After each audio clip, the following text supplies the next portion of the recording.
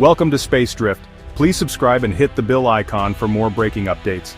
In 2025, the world's longest undefended border became ground zero for a sudden economic war. President Trump's administration shocked both nations by slapping a sweeping 25% tariff on Canadian goods, shattering decades of stable partnership. The move, aimed at reviving American manufacturing, quickly escalated to target steel, aluminum, and threaten the vital auto sector. For Canada, the tariffs felt like a betrayal, ending an era of quiet cooperation and thrusting the relationship into turmoil. This wasn't just about trade, it was a test of sovereignty, respect, and the future of a once unbreakable alliance. The stage was set for a confrontation that would redefine both nations' identities. The chaos of the 2025 trade war stemmed from President Trump's unpredictable tweet-driven tariff policy. Each morning, global markets braced for the next surprise announcement, as a single tweet could upend months of planning. Investors, business owners, and even government officials scrambled to interpret the president's intentions, knowing that a single message could trigger a cascade of economic consequences. Tariffs were imposed, lifted, and reimposed with no warning, leaving businesses paralyzed by uncertainty. Companies found themselves unable to make long-term decisions, as the rules of the game seemed to change overnight.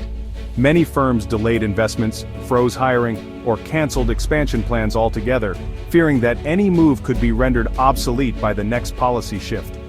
Canadian exporters faced logistical nightmares, shipments taxed at the border, deals collapsing overnight. Truck drivers waited for hours, sometimes days, as customs officials struggled to keep up with the ever-changing regulations. Small businesses in particular struggled to absorb the sudden costs, with many forced to renegotiate contracts or abandon shipments entirely.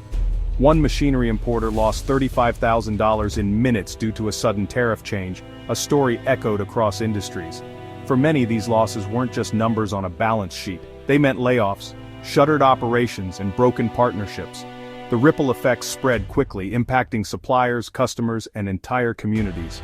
Even the threat of tariffs devastated companies. A Halifax firm lost $25 million and laid off 170 workers in a single weekend. The human cost was staggering. Families faced sudden unemployment, and local economies suffered as spending dried up.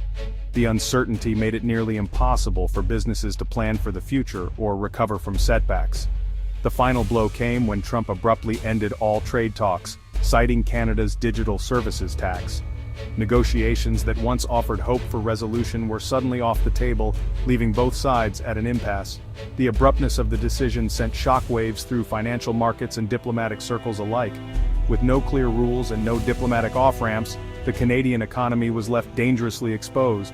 Investors pulled back, the Canadian dollar tumbled, and businesses braced for more pain. The sense of vulnerability was palpable, as leaders struggled to chart a path forward in an environment defined by unpredictability. The tariff gauntlet had become a dead end. What began as a series of unpredictable tweets had spiraled into a full-blown crisis, leaving Canada's economy at a crossroads, searching for stability in a world turned upside down. At first, Canada tried quiet diplomacy, working behind closed doors and relying on its long-standing relationships with American officials.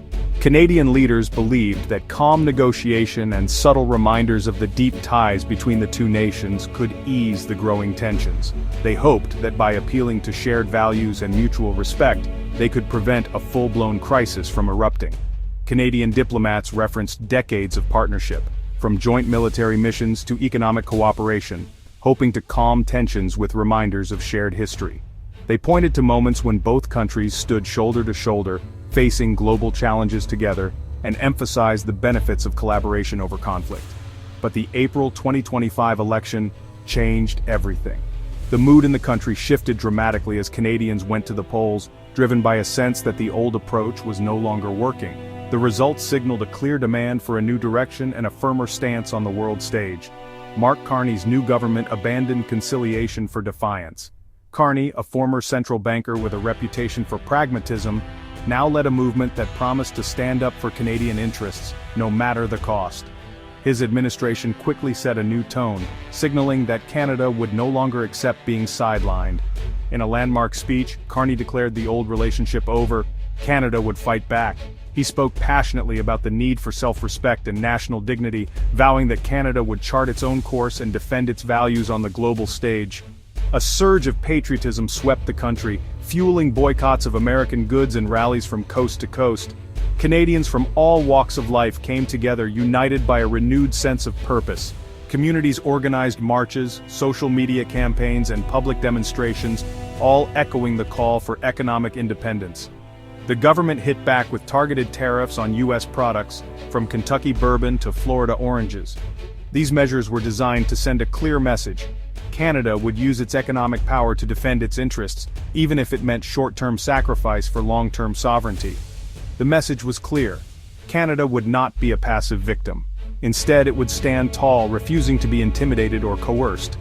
The public's resolve only grew stronger as the government's actions inspired a wave of solidarity and determination. The maple leaf became a symbol of economic resistance and national pride.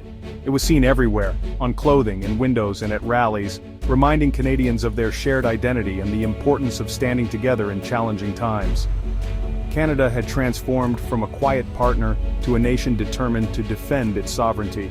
The world watched as Canadians embraced a new era, one defined by resilience, unity, and an unwavering commitment to their country's future. The economic fallout was swift and brutal. Canadian exports to the U.S. plunged, steel and vehicles down 25%, aluminum 11%. Factories in Ontario and steel towns like Hamilton slashed production and jobs. The lobster industry was hit from both sides, facing U.S. and Chinese tariffs. Even the service sector suffered as U.S. clients pulled back from Canadian tech and finance firms. Business confidence collapsed. Over half of exporters took drastic survival measures. Investments were delayed or canceled, and companies scrambled to find new markets. The pain was deep and widespread, touching every corner of the economy. The trade war became a daily reality for Canadian workers and businesses. By summer, the conflict reached a new front: energy. Ontario's premier threatened to cut off electricity exports to the U.S., weaponizing Canada's power supply. New York, reliant on Canadian hydro, suddenly faced a grid at risk. The Champlain-Hudson Power Express, once a symbol of green cooperation, became a liability. The threat exposed the vulnerability of cross-border energy ties and sparked urgent debate in the U.S. Canada was no longer just a partner, but a potential energy adversary.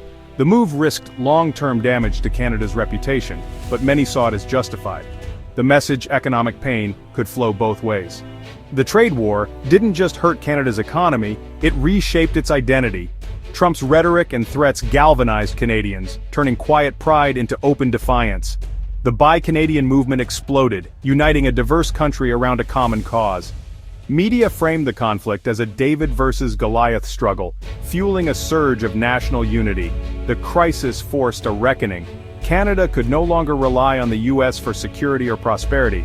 Calls for economic and military self-reliance moved to the political mainstream. The experience forged a more assertive, self-reliant Canadian identity. The unity that emerged was rooted not in anti-Americanism, but in a new sense of pro-Canadianism. The 2025 trade war left a permanent mark on U.S.-Canada relations. What once was a seamless and friendly border became a symbol of tension and uncertainty. The easy trust of the past was gone, replaced by a cautious transactional partnership. Business deals that were once sealed with a handshake now required extensive negotiations and legal safeguards. For Canada, the lesson was clear. Over-reliance on the U.S. was a dangerous vulnerability.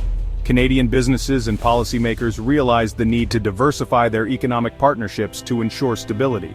Trade diversification became a national priority, with new efforts to build ties beyond North America. Canada sought to strengthen its relationships with the European Union, Asia, and other global markets. For the U.S., the conflict revealed the risks of pushing allies too far. Retaliation hurt American industries and exposed mutual dependencies. Factories closed and workers protested, highlighting the economic pain caused by the trade war. The energy standoff showed that even superpowers have vulnerabilities. The disruption in energy supplies underscored the interconnectedness of the two nations and the potential consequences of strained relations. The trade war stands as a cautionary tale.